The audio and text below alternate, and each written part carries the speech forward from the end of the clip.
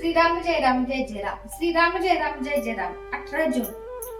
परमार्थात गुप्ततेची जरुरी असते.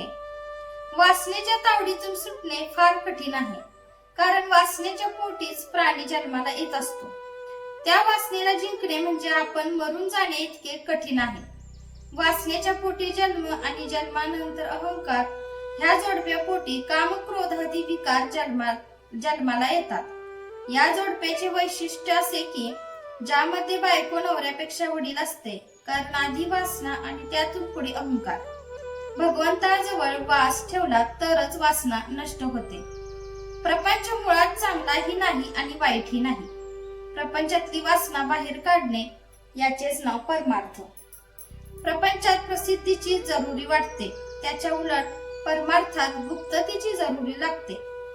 समजा एखाद्या बाईने दागिने हवेत म्हणून नवऱ्याजवळ हट्ट धरला आणि नवऱ्याने तिला हवे असलेले सर्व दागिने देण्याचे कबूल केले, पण अट अशी घातली की जेव्हा दागिने अंगावर घालायचे असतील त्यावेळी ते घालून खोलीची दारे खिडक्या बंद करून आत बसले पाहिजे. अशी अट पाळून कोणती बाई दागिने घालायला कबूल होईल? कारण दागिने लोकांनी पाहण्यातच तिला समाधान आहे. ही झाली प्रपंचातली रीत. परमार्थात याच्या उलट गुप्ततेची गरज आहे.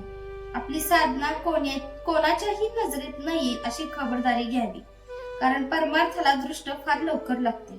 ती केवळ इतर लोकांचीच लागते असे नसून आपली स्वतःची सुद्धा लागण्याचा फार संभव असतो. म्हणून परमार्थात गुप्तता असावी आणि आपल्या हातून जे साधन होते आहे ते सद्गुरु किंवा परमात्मा त्यांच्या कृपेनेच माझ्याकडून करून घेतले जात आहे ही जाणीव ठेवावी. आजारी माणसाने नुसते पडून राहावे, पण औषध मात्र नियमाने घ्यावे. बाकीच्या गोष्टी इतर लोक करतात, औषध मात्र आपण स्वतःच घेतले पाहिजे. एखादा मोठा राजा जरी झाला तरी कडू औषध दासीला देऊन काही त्याचा रोग बरा होत नाही. त्याचप्रमाणे परमार्थात भगवंताचे स्मरण ठेवण्याचे काम आपल्या स्वतःलाच करायला पाहिजे, उगीच कुणाच्या नादी लागू नये. परमार्थ म्हणजे काय करायला पाहिजे हे नीट समजावून घ्या आणि मग त्या मार्गाने जा.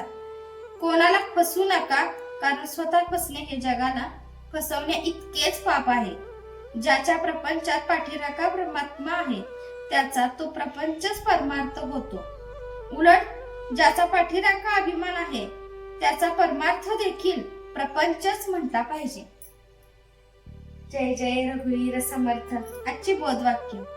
बाहेरून प्रपंची दिसावे, पण आत मात्र परमार्थी असावे ही खरी कला होय.